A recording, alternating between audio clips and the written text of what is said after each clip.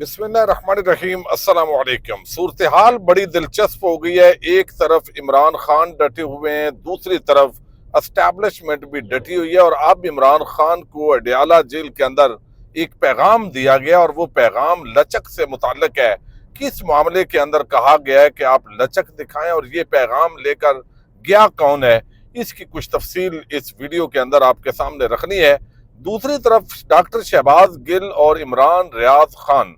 उनके खिलाफ नए मुकदमात दर्ज किए गए हैं। इन मुकदमात के अंदर उन पर इल्ज़ाम क्या लगाया गया है, ये एक बड़ा अजीब और भौंडा किस्म का इल्ज़ाम है,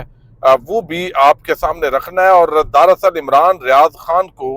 अब भी गिरफ्तारी की कुछ कोशिशें हो रही हैं और क्या ये कोशिशें कामयाब होंगी। और दूसरी तरफ एक और बड़ी आम डेवलपमेंट है कि इंसदाद दहशतगर्दी अदालत के अंदर 9 मई के मुकदमात की समाअत हो रही है। अब एक तो लोगों को शिकवा है जो फौजी अदालतों के अंदर ट्रायल हो रहा है, लेकिन दूसरी तरफ जो इंसदाद दहशतगर्दी अदालत के जज साहब हैं,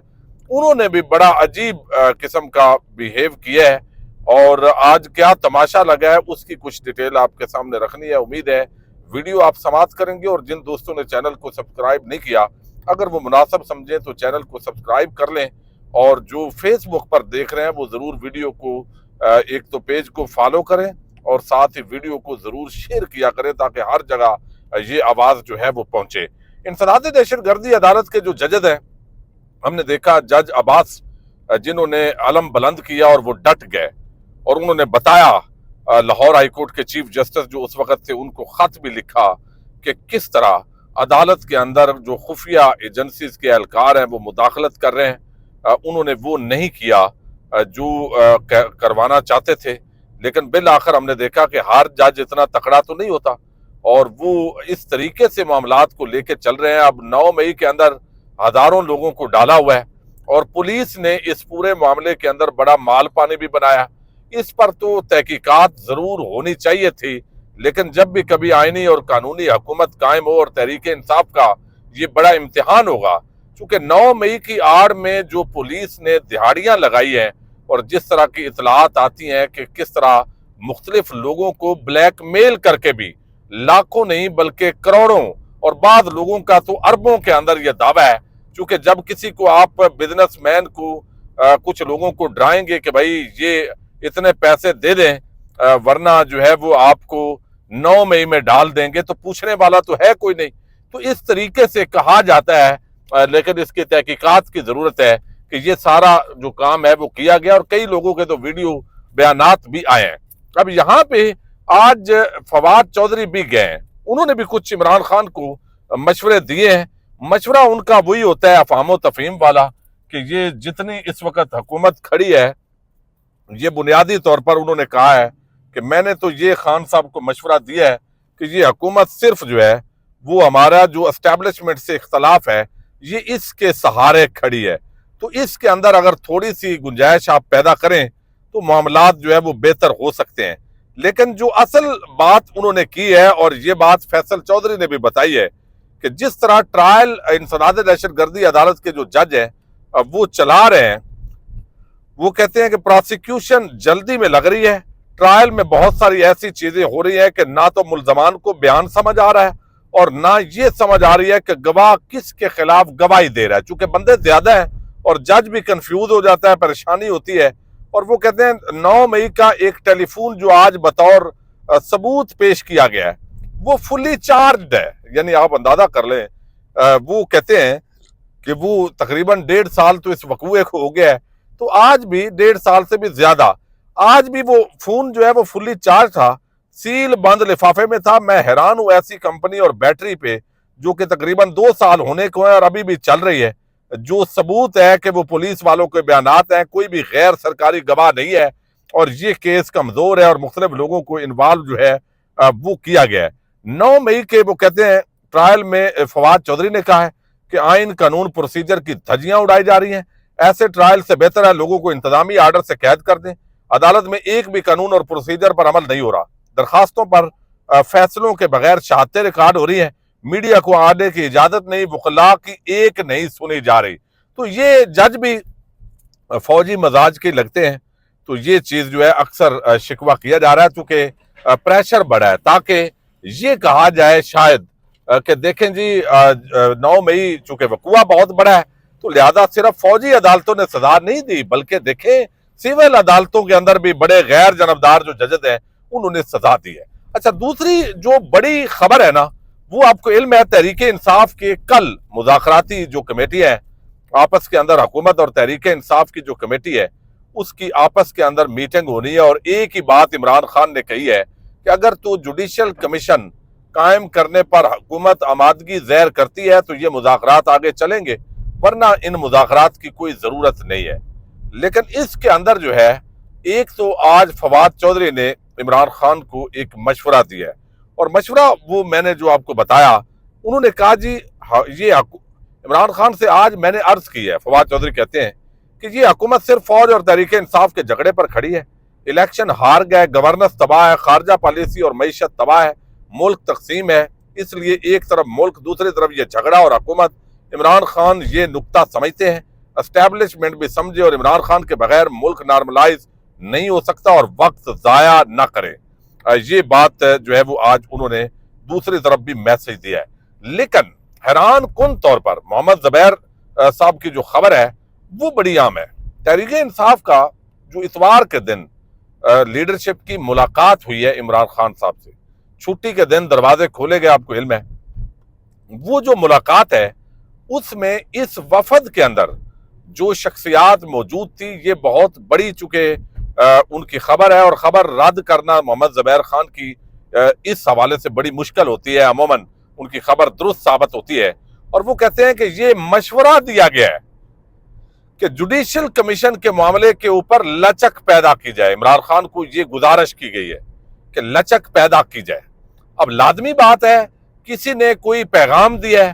اور وہ پیغام کے تحت جو ہے وہ آگے عمران خان کو لچک دینے کی بات کی جا رہی ہے۔ تو بھائی اگر جوڈیشل کمیشن اور 26 نومبر پہ لچک دکھانی ہے تو پھر عمران خان اور تحریک انصاف کی سیاست کی اس قوم کو ضرورت بھی نہیں ہے۔ یعنی 9 مئی اور 26 نومبر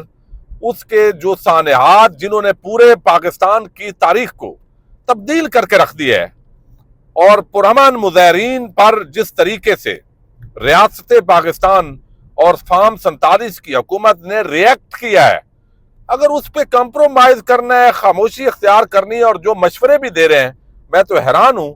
ان کو تو ویسی سیاست کرنے کا حق حاصل نہیں ہے۔ بہرحال یہ مذاکرات ابھی کل شروع ہونے ہیں، لیکن آج یہ بڑی عام خبر ہے کہ مشورہ دیا گیا تحریک انصاف کی لیڈرشپ کی طرف سے، جو کمیٹی کے اندر لوگ گئے ان میں سے بعض نے، کہ جناب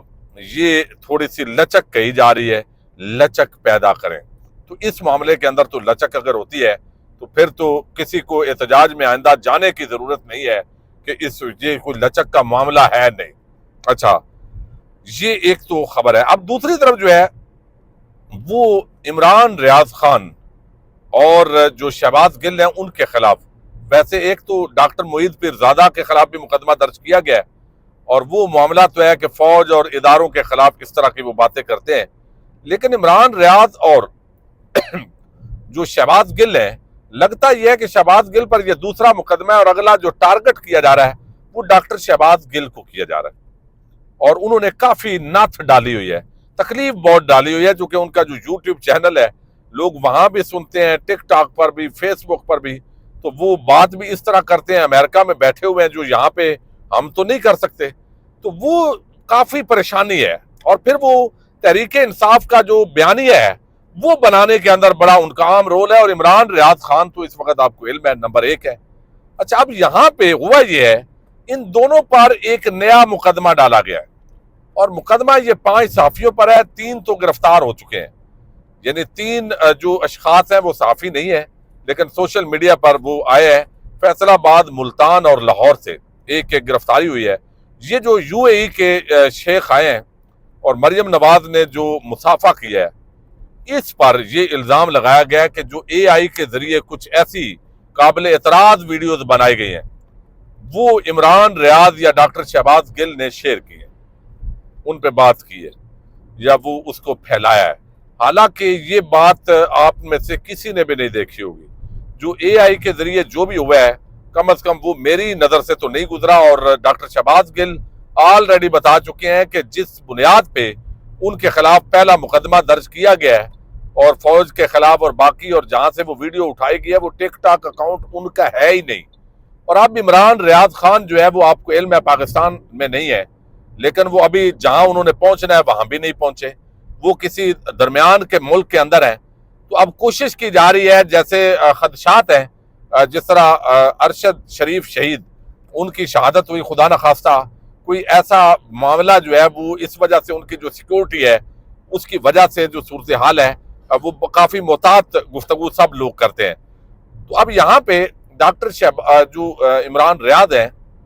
इमरान रियाज पर भी ये मुकदमा अब नया दर्ज किया गया है। कोशिश ये है कि कोई भी बुनियाद बनाकर गिरफ्तार किया जाए, हालांकि जो है वो उन पर कोई ऐसा मुकदमा नहीं है। FIA की कुछ इंक्वायरीज और चीजें चल रही थी और उन्होंने ये AI के जरिए जो काबिल एतराज वीडियोज हैं, बाकी तबसरे जरूर किए हैं जो एक्चुअल वीडियो है, जिस तरीके से